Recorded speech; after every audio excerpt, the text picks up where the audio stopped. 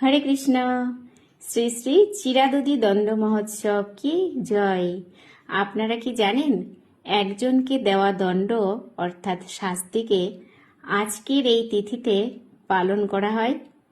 আজ থেকে প্রায় 500 বছর আগে নিত্যানন্দ প্রভু শ্রী রঘুনাথ দাস গোস্বামীকে এই দণ্ড দান করেছিলেন।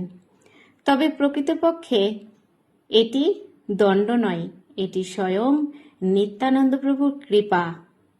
কারণ রঘুনাথ দাস গোস্বামী নিত্যানন্দ প্রভুকে অতিক্রম করে মহাপ্রভুকে পাওয়ার ইচ্ছা করেছিলেন। তবে নিত্যানন্দ প্রভুকে ছাড়া মহাপ্রভুকে পাওয়া সম্ভব নয়। আমরা একটা ভজনে গেয়েছি যে হেন নিতাই বিনে ভাই রাধা কৃষ্ণ পাইতে নাই। নিত্যানন্দ প্রভু হচ্ছেন গুরুদত্ত ও মহাপ্রভু স্বয়ং রাধাকৃষ্ণের মিলিত স্বরূপ। তাই গুরু অর্থাৎ নিত্যানন্দ প্রভুর কৃপা বিনা মহাপ্রভুর কৃপা লাভ করা যাবে না। সেই জন্য নিত্যানন্দ প্রভু রঘুনাথ দাস গোস্বামীকে এই দণ্ড দিয়েছিলেন। দণ্ডটি কি? দণ্ডটি ছিল সকল ভক্তদের চিরা দই প্রসাদ পাওয়াতে হবে। রঘুনাথ দাস গোস্বামী ছিল রাজার পুত্র।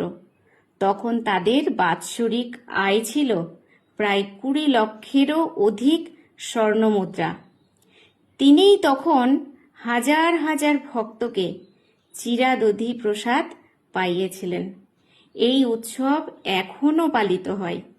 সোদপুর স্টেশনের কাছে পানিহাটি নামক জায়গায় গঙ্গার তীরে। তো আমাদের এখানকার ভক্তরা সকলে একত্রিত হয়ে এই অনুষ্ঠানটি পালন করার চেষ্টা করলাম। তাই আমাদের বাড়িতেই আমাদের এখানকার নামহট্টের সব ভক্তরা এই অনুষ্ঠানটি পালন করেছে। তারা সবাই মিলে খুব সুন্দরভাবে এই অনুষ্ঠানে সহযোগিতা করেছে। তারা সবাই মিলে অনেক অনেক সেবা করেছে।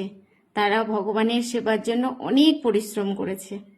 আর তার সাথে সাথে খুব সুন্দর আনন্দও করেছে। ভগবানের ভজন, ভগবানের আরতি কীর্তন সব কিছুতে তারা খুব আনন্দ করেছে। তারপরে শেষে মহাপ্রসাদ, এত সুন্দর সুন্দর প্রসাদ হয়েছিল। তারা আনন্দে এই মহাপ্রসাদ পেয়ে সবাই খুব খুশিতে ও আনন্দ সহকারে বাড়ি ফিরে গেছেন। তো আজকের এই অনুষ্ঠান আপনাদের কেমন লাগলো ভিডিওটি দেখে কমেন্টে অবশ্যই জানাবেন। হরে কৃষ্ণ, হরি বল, জয় চিরাদধি মহোৎসব কি জয়।